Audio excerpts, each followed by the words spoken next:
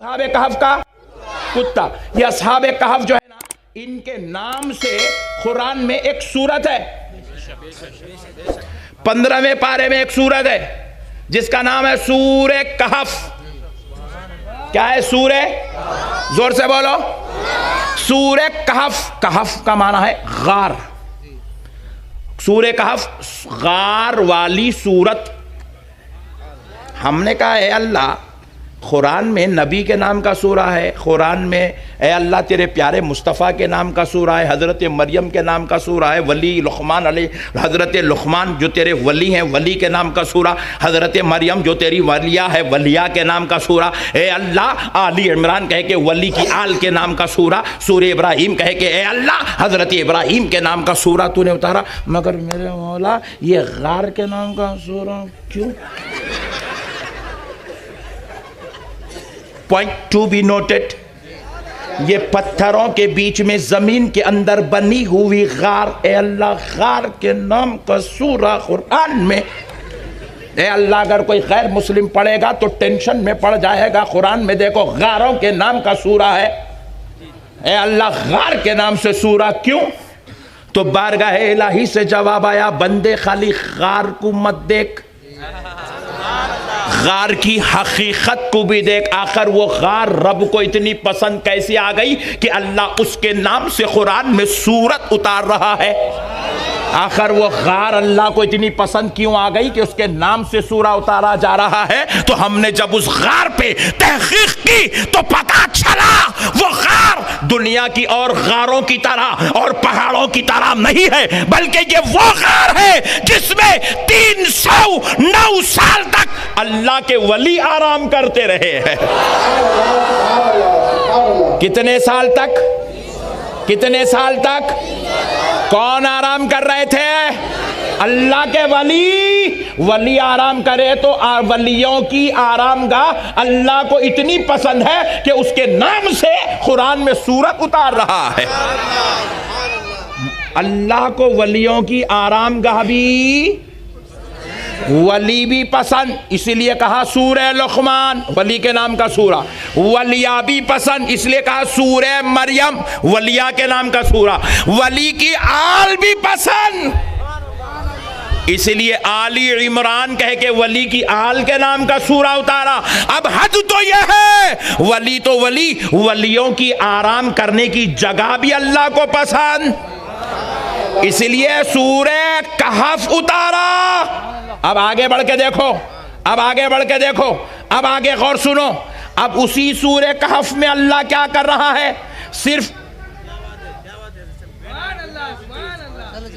उसी सूरे कहफ में, उसी सूरे कहफ में अल्लाह सिर्फ वलियों का जिक्र नहीं कर रहा है, बल्कि वलियों के दर पर बैठने वाले कुत्ते का भी जिक्र कर रहा है।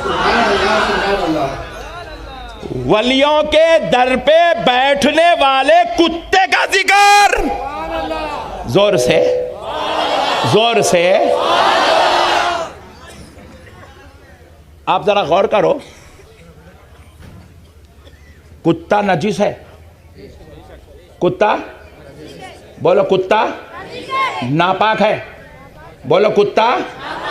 मगर नजिस और नापाक कुत्ते का जिक्र कुरान में,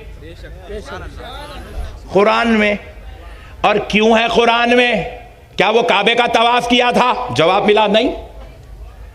क्या वो मक्के का रहने वाला था? जवाब मिला नहीं।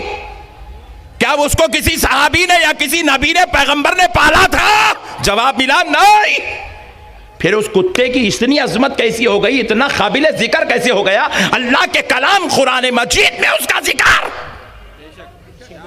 तो जवाब मिला, खुदा की कसम वो कुत्ता सिर्फ असहाबे कहफ जिस गार में छुपे हुए थे, आराम कर रहे थे, उसी गार के पास असहाबे कहफ की मोहब्बत में बैठा हुआ था। वलियों के आस्ताने पे बैठा हुआ था। वलियों के आस्ताने पे बैठने से अच्छा देखो अल्लाह भी किस शान से जिक्र कर रहा, समझने की जरूरत है। कुरान समझा रहा हूं आपको। कल आपके बाहर निकला, बोले नक्शबंदी साहब आए थे परभणी में, धूम मचा के गए बोले। तो एक जन आपसे पूछा कैसा बैठे थे? आप बोलेंगे ये क्या चिचोरा सवाल कर रहा रे, कैसा बैठे थे? ये पूछ क्या बयान करे, क्या बोले, ये मत है कैसा बैठे थे कोई सवाल है। अगर मैं हैदराबाद गया, बोला परभनी में क्या बड़ा मजमा था भाई, हजारों की तादाद थी, आशिकान रसूल दूर दूर तक ठहर के सुन रहे थे। उन लोग पूछे हैदराबाद वाले, मौलाना परभनी वाले कैसा बैठे थे? अरे मौलाना ये क्या बात है रे भाई, कैसा बैठे थे कोई सवाल है, कोई जवाब हो सकता है? नहीं हो सकता। मगर खुदा की कसम, अल्लाह की रहमत के कुर्बान जाओ, कुरान मजीद में अल्लाह असहाबे कहफ के कुत्ते का जिक्र सिर्फ नहीं कर रहा है, बल्कि वो कुत्ता कैसा बैठा था अल्लाह वो जिक्र कुरान पाक में फरमा रहा। कल्बुहुम बासितुन ज़िराई बिल वसीत, वो कुत्ता अपने हाथों को फैलाया हुआ जिस्म को पसार के बैठा हुआ था।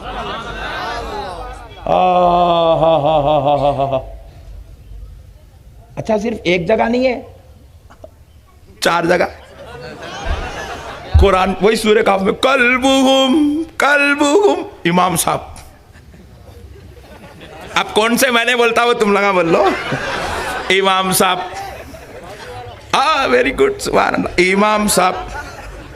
इमाम साहब तुम लोग सुनते चलो। इमाम साहब मस्जिद में खड़े हैं, मुसल्ले पे खड़े हैं, खुदा की इबादत कर रहे हैं, अल्लाह के सामने खड़े हैं, नमाज पढ़ा रहे हैं, पढ़ते जा रहे हैं। कल्बुहुम बासितुन ज़िराई बिल वसीत, कल्बुहुम। मैं परेशान हो गया।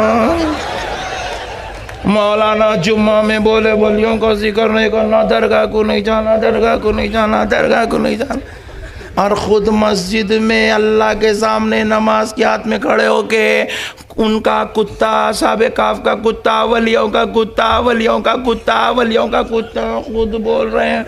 मैं परेशान हुआ, ए अल्लाह आखिर ये क्या तेरी कुदरत है? तो रब की बारगाह से जवाब आया, कहा तू मेरे वली का जिक्र नहीं करता, मेरे महबूबों का जिक्र नहीं करता, मैं तुझको तेरे घर से उठाकर मेरे घर में लाऊंगा, मेरे मुसल्ले पे खड़ा करके मेहराब के अंदर तेरी जुबान से न सिर्फ वलियों का बल्कि वलियों के दर पर बैठने वाले कुत्ते का जिक्र करवाऊंगा।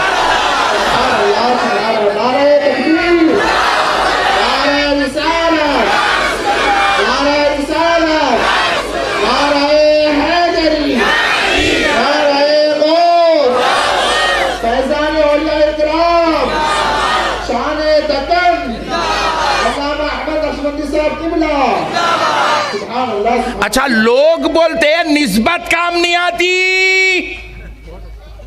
मैं आपको एक और अंदर की बात बताता हूं, खुदा की कसम दुनिया की कोई मौलवी साहब मेरी बात का इनकार नहीं कर सकते। अरे दुनिया के सारे कुत्ते जहन्नम में जाएंगे क्योंकि वो नजीस है, नापाक है, वो दोज़ख की मट्टी बना दिए जाएंगे। परभनी के सारे कुत्ते, हैदराबाद के सारे कुत्ते जो गलियों में फिरते रहते हैं, सारे कुत्ते दोज़ख में जाएंगे। अमेरिका के कुत्ते, लंदन के कुत्ते, सऊदी अरब के भी कुत्ते दोज़ख में जाएंगे।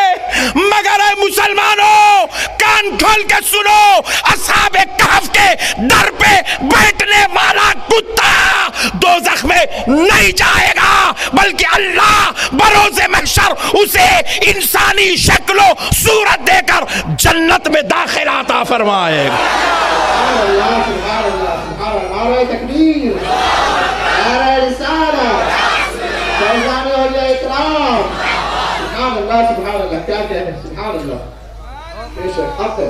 अब बोलो कुत्ते को कौन सी इबादत जन्नत में लग गई साहब?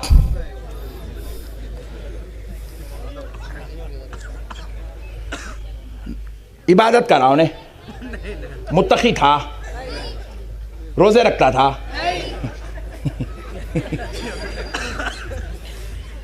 तस्बीह पढ़ता था। क्या करा जी उन्हें जो जन्नत में जाएंगा? खुदा की कसम उन्हें इबादत तकवा नहीं करा, मगर उसको वलियों से निस्बत हो गई थी, वलियों से निस्बत हो गई। निस्बते औलिया की वजह से एक नापाक और नजीस जानवर को अल्लाह इंसानी शक्ल सूरत देकर जन्नत में दाखिला अता फरमाएगा। निस्बत काम आती दोस्तों, इसलिए हम लोग लिखते सरकार गौसे पाक की निस्बत से खादरी